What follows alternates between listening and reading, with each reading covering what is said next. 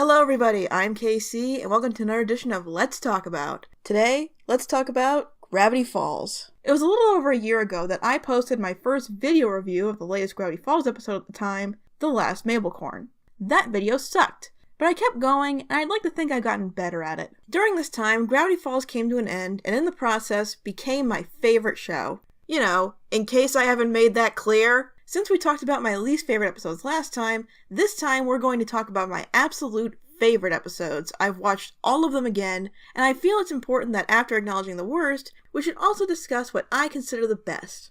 Also, my Gravity Falls videos get me the most views. And that, my friends, is what we like to call selling out. Now, please keep in mind that this is just my opinion, and to be perfectly honest, this was probably the toughest top 12 list I've had to decide on so far. Even tougher than my top 12 favorite Pokemon, where there were hundreds of contenders. To put this into perspective, out of the 40 episodes of Gravity Falls, 26 of them were up for consideration. I don't know how the other YouTubers only picked 10. There were some very tough cuts here, so if an obvious choice isn't on here, it probably lost by the narrowest of margins. With all that out of the way, let's count down my top 12 favorite episodes of Gravity Falls. But why top 12? Because with this many great ones, you really expect me to only pick 10? Let's start this countdown with... Oh, wait. I'm sure this doesn't need to be said, but just a heads up.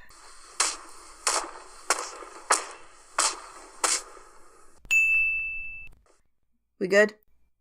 Okay, number 12. Summerween. This episode actually made it onto another list of mine, my top 12 favorite animated Halloween specials. And while it may not rank as high on this list as it did on that one, it's still a great episode. The mere idea of a town loving Halloween so much that they celebrate it twice a year is so absurd that you knew it could happen in a place like Gravity Falls. This is just an overall fun and creative episode. It really captures what you expect Halloween to be like as a kid, and showing one of the first signs of one of the show's major themes, by showing how Dipper and Mabel handle getting close to growing out of trick-or-treating. This episode also has one of the most creative monsters in the entire show. The Summerween trickster was creepy and disturbing enough both before and after he became a Spirited Away reference, but the mere concept of him being made purely out of loser candy is so creative. In a show like Gravity Falls that has ghosts and monsters in it all the time, this was the perfect direction to take a monster in a Halloween-themed episode. Throw in some wonderful animation and some fun antics with Stan trying to scare a couple of kids who just won't get spooked, and you have one of the best episodes from Season 1 that's a perfect watch for the Halloween season. Number 11. Seuss and the Real Girl. This may have been one of the toughest choices on the list between this and Blendon's Game, since not only are they both great Seuss-focused episodes, but I felt they were improved versions of Season 1 episodes. But I eventually decided on Seuss and the Real Girl since I found it a more enjoyable experience overall. Also, I felt really bad for snubbing Fight Fighters. Believe it or not, I originally wasn't a huge fan of Seuss. I didn't hate the guy or anything, I just didn't enjoy him as much as the rest of the cast. But this episode not only made me like him more, but made me realize he could actually carry an episode on his own, which is not an easy thing for what is essentially the comic relief character to do. And my god, remember how we were talking about memorable villains in the last entry? Giffany is in a whole other ballpark. On top of having a great design and wonderful pixel art done by the same guy who did the pixel art in Fight Fighters, Paul Robertson, she is really creepy. Screw Fatal Attraction. This is a terrifying stalker girlfriend. You wanna know how terrifying? This episode pays homage to Five Nights at Freddy's completely by accident. This was not intended to be a reference. This episode about crazy pizza animatronics just happened to come out around the same time as one of the most well-known horror games of the decade. You also have this really funny subplot with Stan trying to steal one of the animatronics. And even if it's brief, having a funny subplot makes an episode like this even more entertaining as a whole. It even manages to turn what could have been a mean-spirited message of Seuss not being able to get a date with anyone besides a crazy Sailor Moon OC, and makes it into an encouraging story of Seuss choosing a nice girl who likes him for who he is, over a program who wants him and only him. This episode is just filled with laughs, heart, wonderful details, and pure nightmare fuel, which is exactly what you want from Gravity Falls. Number 10. Tourist Trapped. I usually have a personal disdain for pilot episodes. Looking back on some of my favorite shows, the pilot episodes were, well, lackluster. So I tend not to judge a show purely on its pilot. So far, there have only been 3 shows that have sold me just from the pilot. Avatar: The Last Airbender, The Grinder, which was unjustly canceled after 1 season. Come on! And of course, Gravity Falls. A lot of people I know started watching Gravity Falls somewhere later in the run, most commonly after season 1 had already finished and the hype was starting to gain momentum. But I saw this episode when it first came out, so I had no idea what to expect. And boy was I surprised. This episode has a wonderful introduction to the characters, its fascinating premise, and the kind of things that can happen in this show. The fact that the entire episode was building up that Mabel was possibly dating a zombie, and then he takes off his hoodie and reveals he's a stack of gnomes, I just went, okay, this is a good show. There was a part of me that kind of wanted to put Legend of the Gobblewonker in this spot, since it is a great episode. I think the comedic timing is better, and you can tell the voice actors are more comfortable in the roles. But I just respect Tourist Trap so much. Selling me on a show during the first episode is not an easy feat, especially when it's a brand new show. But this episode not only presents a story full of fun potential, but brilliantly sets up many of the show's intriguing mysteries. If the last shot of Stan opening a secret passage behind the vending machine doesn't make you want to see more, I don't know what will. Number 9. Scary Okey.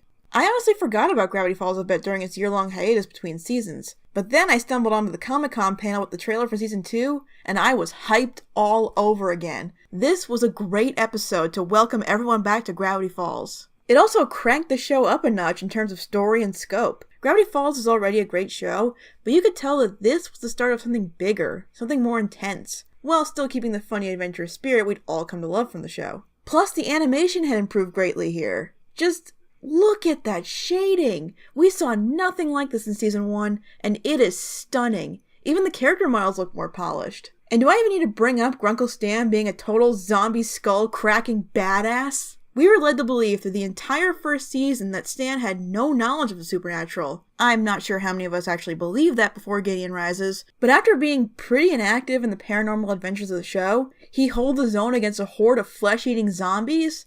I don't think any of us were expecting it, but damn was it cool! This episode got me back into Gravity Falls in a big way. I was more excited than I'd ever been to see what new adventures would come and how the mysteries would unfold. Also, I had Taking Over Midnight stuck in my head for at least a week. Speaking of game-changing episodes, Number 8. Society of the Blind Eye. Now this was an episode that really intrigued me. This is one of those episodes that shows that Gravity Falls thinks of the questions that people would ask about a show like this that most creators would probably just ignore. Like, how do supernatural occurrences happen in this town on an hourly basis and nobody seems to notice or care? Enter the Society of the Blind Eye, an absolutely brilliant concept of a cult that erases people's minds of the supernatural in town for what they consider the greater good. It's probably one of the most terrifying concepts on the show when you really think about it, but the fact that they believe they're doing a service to the town is what makes it even more intriguing. I'll admit, the idea of a group doing something they believe is right, but is doing more harm than good, is a trope I'm becoming more and more fond of. But probably the thing everybody loves about this episode is how it took what the show presented as a pure comic relief character and made him an integral part of the overall mystery of the show. I never really gave McGucket much thought before this, and when the episode opened by saying that he may be the author, I just went, really? I found out later that this has been a popular fan theory for a while, but guys, come on. And while he may not have been the author, he did work for him, which is revealed in what was one of the most shocking reveals in the entire show for me. It was the first real connection to the author, and it was a tragic story that made this character I never thought twice about one of my favorites. And when you really think about it, McGucket actually fell victim to almost the same mindset his friend and employer did, building a device that is very dangerous that he believed would better his life and the lives of the people around him, only for it to lead to his own self-destruction. It may not have been intentional, but it's certainly there. While this is a wonderful and intriguing story, probably the thing this episode is most famous for is that it disproved the now infamous leaked image that made every fan second guess everything Alex Hirsch said until the end of the series.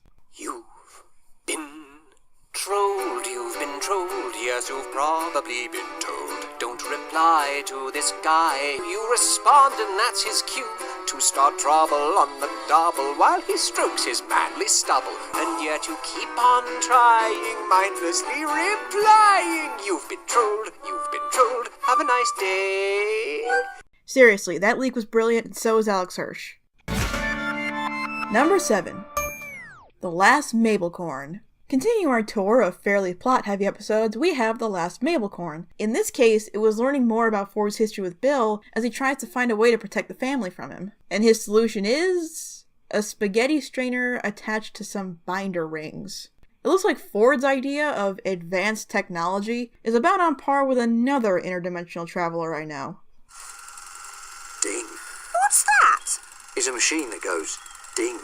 Yeah, I'm making up for not making a Doctor Who joke in the journal review, what of it? Surprisingly though, that's the B-plot. And normally that would bug me, but I absolutely loved Mabel's adventure. Putting aside my inner brony for a minute, I love hating this unicorn. I love the design, I love the voice, and I love to hate how much of a complete jerk they made her. Coupled with hilarious espionage antics from Wendy, Candy, and Grenda that really shouldn't have been on a kid's show, and you end up with something that's so insane, it's wildly entertaining. But the icing on the cake was finding out more about Ford and Bill, which was one of those things I was the most fascinated by whenever I thought about the overall mystery. And it may have been the first time I was pretty on the nose on theorizing what happened. That in itself comes with a sense of satisfaction, but it reveals a sense of regret and responsibility in Ford that I've touched on in other videos, and adds some more depth and understanding to a character we don't get to spend a lot of time with. This episode is very strong overall, and has a little bit of everything. It was funny, outrageous, slightly frightening, and did a great job of presenting what happened and what was to come.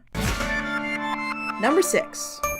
Little Gift Shop of Horrors. Moving away from the plot-heavy episodes for a bit, we have an episode that I just have a ton of fun watching. Putting aside that the title is a reference to one of my all-time favorite movies, as someone who grew up with things like Alfred Hitchcock Presents and The Twilight Zone, which is one of my all-time favorite shows, the way this anthology episode was presented already had me hooked. I just love the spooky yet comic feel of Stan trying to sell merchandise in the shack after hours by telling a bunch of crazy stories. I get the feeling this isn't the first time he's done this either. The stories themselves are a ton of fun as well. Hands Off has some great laughs, and I'm always a fan of getting Stan involved with the supernatural. It also has some jokes that I'm really surprised got an okay with the Disney censors. Now, can I have my hands back? I have a certain gesture I'd like to share with you. Then there's A Baconings. While this is my least favorite of the three, it's still a funny story with a great guest appearance by Neil deGrasse Tyson. This guy has great comedic timing despite not being a professional actor. And finally we have Clay Day. This is one of my favorite adventures in the entire show. I have a great respect for claymation, with Wallace and Gromit actually being one of my biggest inspirations, so I absolutely love the practically seamless blend of 2D and stop-motion animation. It's hilarious, action-packed, and wonderful to look at, as long as you're facing towards it. This is one of those episodes that's just fun from beginning to end, and I could watch it any time and have a great time. Number 5. Northwest Mansion Mystery. Holy crap, where did this episode come from? I mean, Gravity Falls already had some scary moments and added depth to characters we may not have expected, but this was on a whole new level. This episode carries an atmosphere that's common in a haunted house story, but in terms of scares, it goes far beyond what we'd expect even from this show. I can't imagine what they had to say to get those bleeding animal heads approved. Mr. Hirsch, are those taxidermy animals bleeding? It's jam. But the episode doesn't forget to have a laugh here and there. I want to give special credit to Nathan Fillion, who plays Pacifica's father. I already knew the guy was a good comedic actor, but most of his lines had me laughing out loud even in the darkest moments of the episode. But the most prominent thing in this episode is Pacifica's character development. It takes what could have been just a generic bully put into the show for the sake of conflict, and turned her into a genuinely sympathetic character. It doesn't feel forced. We're shown what Pacifica goes through in her everyday life, and how that shaped her into who she was at that point in the show. And after everything good and bad that happened to her in the story, she gets some very believable development and even saves the day. There's even some character development for Dipper here. For the most part, he doesn't treat Pacifica any differently than he has during the rest of the show, even calling her just as bad as her parents when he finds out what's really going on. But once Dipper sees her so vulnerable, he apologizes and gives her some motivating words. And I'd like to think he would have done that even if there wasn't a lumberjack ghost turning everyone to scratching posts and Pacifica was the only one who could stop it. Dipper always wants to be taken seriously, and a step towards earning that is being this emotionally mature. Good for you, Dip. This episode was an unexpected gem. Despite not having most of the main cast in it, it was a very strong entry in the series overall. Number 4. Headhunters. Believe it or not, this was my favorite episode of the show for a long time. It's certainly my favorite season 1 episode. Anyone who knows me knows I love a classic whodunit story, so I was really interested to see how this show, which had already proven it could set up a good mystery, was going to approach a murder mystery plot. The investigation is a ton of fun, and unlike a lot of other whodunit stories and kids shows, the solution isn't obvious and you're given the exact same information the characters are. This episode kind of came out at the perfect time. Since the show was still new, and while we knew supernatural things could happen, having something like living wax figures come to life is still a surprise, but it does make sense. The wax figures themselves are not only pretty threatening, given that they were actually attempting to kill Stan, but they come with some great celebrity cameos. The obvious ones are Coolio and Larry King, but my personal favorite was John Oliver as Sherlock Holmes. Having one of my favorite comedians play one of my favorite literary characters? If there was a way I could be any more sold on this episode, this would do it. Gravity Falls will get quite a bit of guest stars later on, but the fact that they were able to get so many so early in the show's run shows just how great the episode was in its own right. It's funny, mysterious, wonderfully animated for such an early episode, and it comes with some of the first clues that would eventually become the Stan has a twin theory. Which brings us to... Number 3. A Tale of Two Stans. After 4 months of anxious anticipation and 3 years of speculation, we finally got to know more about Stan and the author of the journals, his brother. This episode had a big job to do, and it could have failed dramatically. Just look at the explanation on paper. Stan takes on the identity of his long-lost twin brother so he can rescue him from an unknown fate, despite being betrayed by him many years ago. Sounds like something you'd see in the middle of the day on Telemundo, doesn't it? But they miraculously pulled it off. I know some people weren't happy with the answers or hoped there was a bigger twist, but I would much rather have something well written and plausible rather than something that's convoluted and makes absolutely no sense the more I think about it. Trust me, I'm a Doctor Who fan. They've done this both ways. This episode does an amazing job of digging deeper into Stan's long-awaited backstory and introducing Ford as a character, not just as the author or Stan's brother, but as a character in his own right, and it made me really excited to see him become a part of the main cast. It's chock full of callbacks, answers, hilarious jokes, and some more somber moments that, while you immediately wish these two would work out their issues, you understand what they're going through and where they're coming from, and how all of this led to where we are now. Other shows with a continuing mystery should take note. Because even if the biggest question in the show has been answered, not only are there other questions to ponder, but now that everything's out in the open, we want to see how all of the characters, old and new, are going to deal with things afterwards. That's how you know you have a good show, and that, and many, many other things, makes this a great episode. Number 2.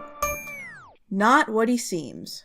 Some people may be surprised that this isn't number 1, but that's why these lists are called favorites lists and not best lists. These are my very biased opinions, but I can easily say, without hesitation, that Not What He Seems is the best episode of Gravity Falls, if not one of the best 22 minutes of television I have ever seen. The episode is a literal ticking clock. The stakes have never been higher, and the consequences of someone doing the wrong thing have never been greater.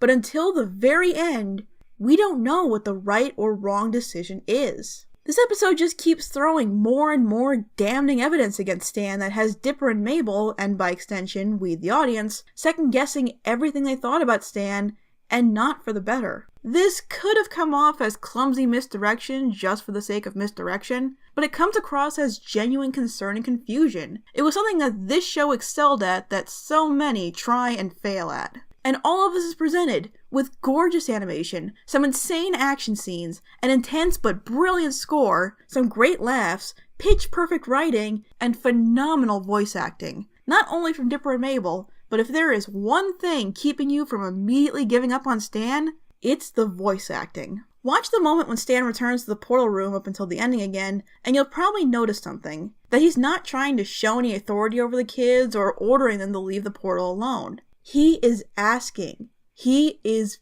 begging. It's a side of Stan we've never seen before, at least not on this high level, and it's a small sign of reassurance in what is otherwise a very scary what if. Not What He Seems is the most thrilling, intense, and exciting episode in the entire show, not just to me, but to most anyone you ask about it. I don't know anyone who wasn't on the edge of their seats in those last few minutes. And if all of that wasn't enough, it ends with the biggest reveal and the answer to the biggest question in the show, and it did not disappoint. I can't imagine how I would have reacted to this moment if I hadn't found the Stan twin theory just a few months earlier, but it is still a breathtaking reveal that may have been the most perfectly executed moment in the entire series. What? Who is that? The author of the journals.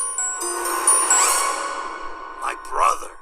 This episode started to make me wonder if Gravity Falls could become my new favorite show, but something else solidified it.